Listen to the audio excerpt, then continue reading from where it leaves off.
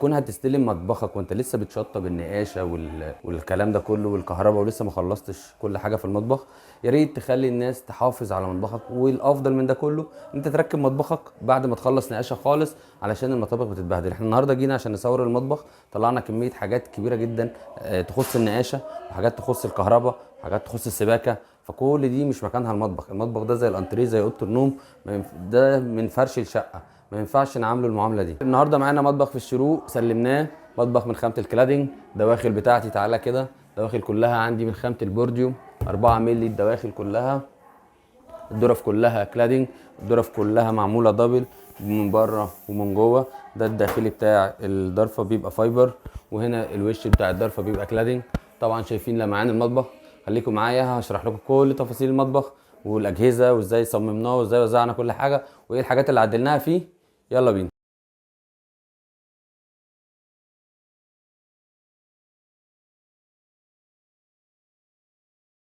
مبدئيا احنا برضو موفرين في المطبخ ده بالظبط 13000 جنيه للعميل، اديناهم له في ايده. ليه؟ لان هو الجزء اللي فوق ده كله معمول برضو عباره عن وشوش ومطعمين واللجنات بالخشبونيوم. فاحنا عملنا اللي فوق ده كله وشوش، لان هو مش عاوز يتكلف التكلفه الاوفر بتاعه ان هو نفسه يعمل مطبخ للسقف. نفس الوقت التكلفه طلعت عاليه جدا، فاحنا قدرنا نوفر اكتر من 13000 جنيه، وعملنا الجزء اللي فوق ده وشوش. كده كده ظهره هيمشي مواسير الغاز والكلام ده كله، واقدر ان انا اخزن برضو فيهم حاجات في سقف المطبخ نفسه. دي النقطه الاولى. النقطه الثانيه برضو لازم تعمل مطبخ عند حد فاهم، مش شرط عندنا. اعمل مطبخ عند اي حد فاهم علشان يطلع لك مطبخك زي ما انت بتحلم، ويعمل لك التصميم بتاعه وزي ما انت متخيل بالظبط. مش اي حد هيعمل مطبخ. هو المطبخ مش رص وحدات وبس. طبعا اول حاجه بنعملها في اي مطبخ ان احنا بنوزع الاجهزه. لو احنا جينا على الطوب الاحمر، احنا اللي بنوزع الاجهزه، واحنا اللي بنقول الحوض يبقى فين، البوتاجاز يبقى فين، الثلاجه تبقى فين. انما لو جينا على السيراميك زي كده، فبتبقى كل حاجه تقريبا خلصانه. فاول حاجه بيحددها لنا اجباري بالنسبه لنا تبقى الحوض والغساله.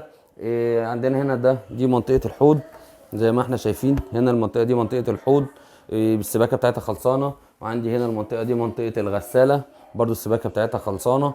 ما بيفضليش غير حاجات بسيطه. عندي المطبخ مساحته ما شاء الله كويسه. قدرت ان انا احط التلاجة هنا، واعمل دولابين تخزين، واحد نيش في الجزئيه دي، والتاني ارفف للمكرونات والرز والكلام ده كله. احنا عندنا مكان تاني خارج المطبخ للمقشات والحاجات دي.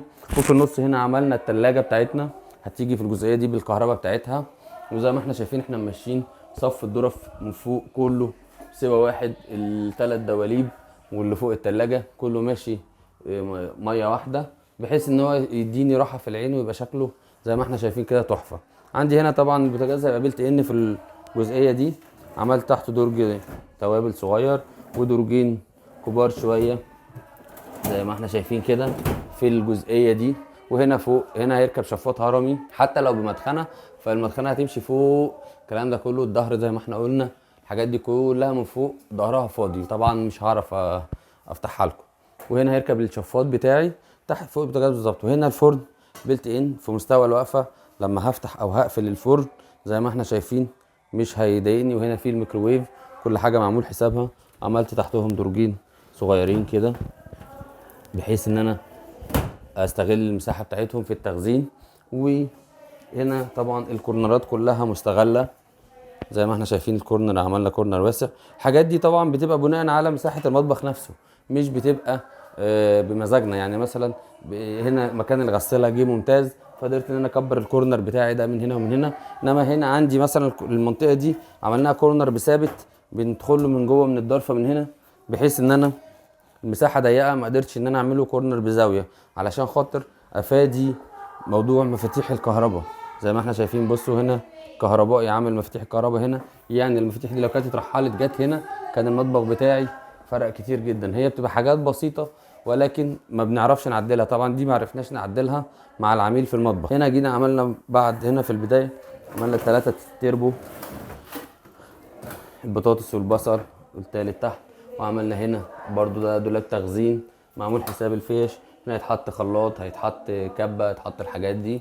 وهنا ظرف تخزين بقى بمساحه المطبخ كلها، حاجات صغيره. بنعمل طبعا بننوع دايما في مساحات التخزين في المطبخ، ما بين ظرف صغيره وحدات صغيره وما بين وحدات كبيره، بحيث ان انا يبقى عندي كل يعني ست البيت تقدر ان هي تنوع رص حاجتها. عندها حاجات رفيعه مثلا صغيره، توابل مش محتاجه اماكن كبيره تحطها في الضرفه دي، عندها حاجات كبيره تحطها في الضرفه دي.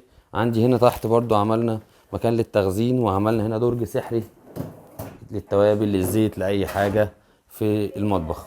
وهنا عندي مساحه الشباك كبيره زي ما احنا شايفين، وهنا تحت الحوض مباشره، فما عرفناش نعمل المطبخيه غير هنا في الجنب ده. عملنا هنا المطبخيه بتاعه المطبخ هنا فوق الغساله برضو، بحيث ان هي تخدم على الحوض. لو انا واقف هنا برضو هي مش بعيده عني، هي جنبي بالظبط. وطبعا في الاركان اتعمل حساب الاركان. هنا طبعا عندي عمود بنعمل حسابه جوه الركنه اكنه من الوحده بالظبط. ودي وحده علويه، وعندي هنا دي برضو ركنه تاني. المساحه دي كلها مساحات طبعا المطبخ ما شاء الله فيه مساحات تخزين ممتازه في المطبخ ده. بس كده ده كان مطبخنا النهارده. لو عجبك المطبخ ما تنساش تعمل لايك وسبسكرايب، وتابعوا معانا كل جديد في عالم المطابخ. كان معكم سلام عشري، اشوفكم المطبخ الجاي.